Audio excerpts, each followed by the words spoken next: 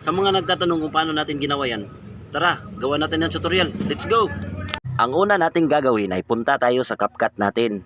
Click ang CapCut, tapos New Project. Export natin yung video na ginawa natin na nag-acting-acting tayo. Madali lang to para to sa mga baguhan. Dalawang video yung ginawa natin. Export natin yung dalawa, tapos hanapin yung timing. Yung timing na nagsasalita na siya. Yan. Tapos pag naka-highlight, split natin yan. Tapos delete. Delete natin yung una. Tapos hanapin yung pumulot na siya ng damit. Tapos pag nakapulot niya, itatapon niya yung damit. Tapos palakihin natin, ganyan. Palakihin natin, ganyan. Ganyan ang pagpapalaki ng video natin. Pahabain ba? Pahabain. Yan, pahabain natin yung video. Tapos hanapin yung timing na patungo na sa upuan yung damit na tinapon. Yan. I-split natin yan. Para ano natin yan pang palatandaan kung saan natin ilalagay yung pangalawang video na ginawa natin. Tapos yung pangalawang video, hanapin natin yung overlay. Overlay hanapin. Nasaan na ba yung overlay? Ayun. Tapos ipantay sa unang video na nasa itaas. Ipantay natin. Pagkatapos pagpantay na yan, ipantay muna natin yan. Pag nakapantay na yan, hanapin yung patungo na siyang umupo. Umupo na siya. Hanapin natin yon. Yon yung gagamitin natin. Yung timing ba? Pangpalabas. Pag tapon ng damit, lalabas na yung nakaupo. Yan. Mahaba naman yung video. Tapos, split natin yan. Split natin yung patungo na siyang umupo. Tapos, split. Tapos, yung unang nakasplit, tapon natin yan. Di natin kailangan. Tapos, abante.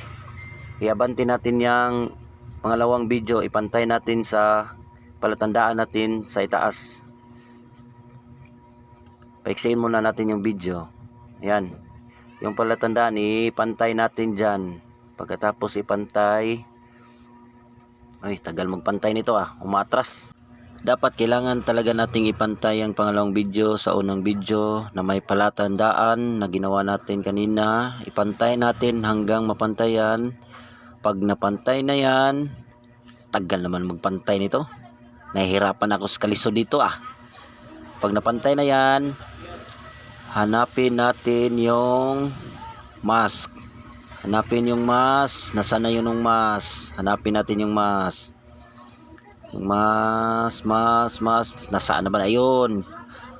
Yung mask, marami kang kapilian dyan. Horizontal, circle, mirror, tsaka rectangle. Yung pinili ko, yung circle. Dapat nakamas yan para lumabas yung pangalawang tao na nakaupo sa upuan. Kayo nang bahala kung anong gagamitin nyo na mask. Sa akin, circle yung ginamit ko na mask. At pagkatapos, hanapin, i-adjust natin. Ihanapin natin yung feeder. Kayo nang bahala sa feeder nyo. Sa akin, pinahaba ko yung feeder ko para hindi makita yung linya sa circle. Pagkatapos, testing natin yan. Testing natin yan kung saan tayo nagkamali o dapat bang may baguhin. Yan, testing na natin. Pag nakikita natin yung may mali, ayun, nakaupo, hindi timing. Tapos, i-adjust yung nasa ibaba. Dapat naka-highlight, i-adjust natin ng konti. Tapos, ipantay natin sa itaas na video. Pag na-timing na yan, pag tapon natin ng damit, ayun, timing na yan.